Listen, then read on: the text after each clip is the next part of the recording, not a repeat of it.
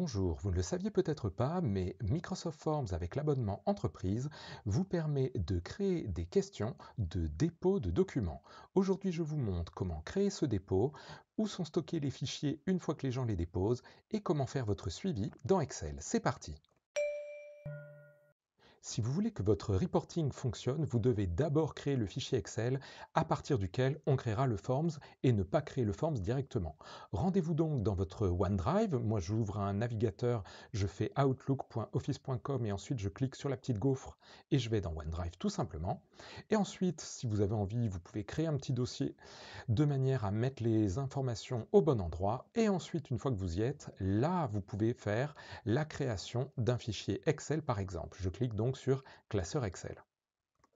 Une fois qu'il est ouvert, vous pouvez bien sûr le renommer, par exemple ma collecte d'infos, bref, comme vous voulez, et ensuite vous allez dans Insertion, vous cliquez sur Forms et vous faites Nouveau formulaire.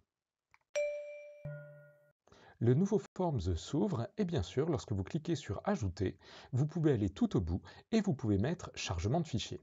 Maintenant, il arrive que cela n'apparaisse pas. Pourquoi? La question pour collecter les fichiers n'est disponible qu'à une condition, c'est que dans les paramètres, vous ayez coché « Seuls les membres de mon organisation peuvent répondre ». Cela signifie bien sûr que si votre entreprise ou votre organisation est divisée en deux parties, par exemple les admins et les salariés, vous devez créer ce dépôt de collecte et ce fichier dans votre OneDrive du côté des salariés pour qu'ils puissent se connecter et répondre. Vous pouvez bien sûr créer plusieurs questions. Ici, à chaque fois que vous allez en créer une, par exemple ici, ce sera la carte d'identité.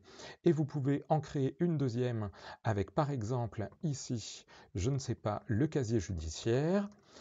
Peut-être que ce serait une bonne idée pour simplifier les choses que les gens ne puissent faire qu'une seule réponse. Je vous invite donc à mettre obligatoire pour que les gens répondent en une seule fois à toutes les questions. Et bien sûr, ici dans les paramètres, je vous invite à choisir une seule réponse par personne. Cela vous permettra d'avoir un reporting beaucoup plus simple à suivre.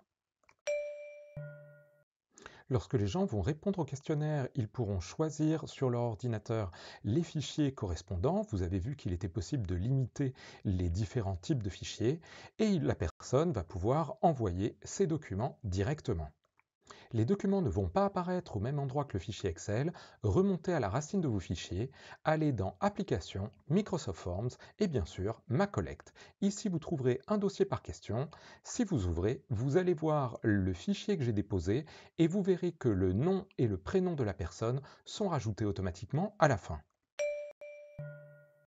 Bien sûr, dans votre Excel, il y a maintenant une feuille qui s'appelle Forme 1 et vous verrez qu'une ligne apparaît à chaque fois qu'une nouvelle personne répond à votre questionnaire. Et dedans, vous verrez le nom, le prénom et l'email de la personne et bien sûr le lien complet où trouver chacun des fichiers dans votre OneDrive. Imaginons que deux personnes aient répondu, FXP et AG. Ce que nous pouvons faire pour suivre les choses, c'est dans une autre feuille, créer la liste de tous les gens qui doivent répondre. J'ai choisi bien sûr de faire ce listing à partir de l'email, car l'email est unique alors que les noms-prénoms peuvent être en double, mais n'hésitez pas dans votre petit tableau de reporting à ajouter d'autres colonnes si besoin. Maintenant, quelle est la formule qui va me permettre de savoir si la personne a répondu ou pas? Il existe une formule qui s'appelle nb.si. Lorsque la parenthèse est ouverte, ce que l'on a besoin de faire, c'est d'aller chercher sur l'autre feuille la liste de tous les emails. Je vais donc sur l'autre feuille et je sélectionne ici la colonne. Je mets un point-virgule avant de changer de page et de revenir là où j'étais. J'y reviens et je prends le premier email. J'appuie sur Entrée, ça me dit que cet email-là apparaît une fois dans la liste de tous les emails qui sont sur l'autre feuille. Maintenant, je peux étirer et on voit bien que ça met 1 pour Hermione et cela met 0 pour RW, qui était Ron bien sûr. Vous aviez peut-être deviné. Et bien voilà, j'espère que ce tutoriel vous a plu et va vous aider dans la collecte de vos documents. Pensez à faire valider tout ce que vous faites par votre responsable RGPD et à ajouter bien sûr les petites indications légales dans votre questionnaire.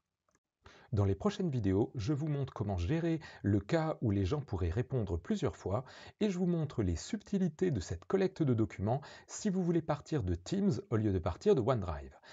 Bonne continuation, à très bientôt, au revoir.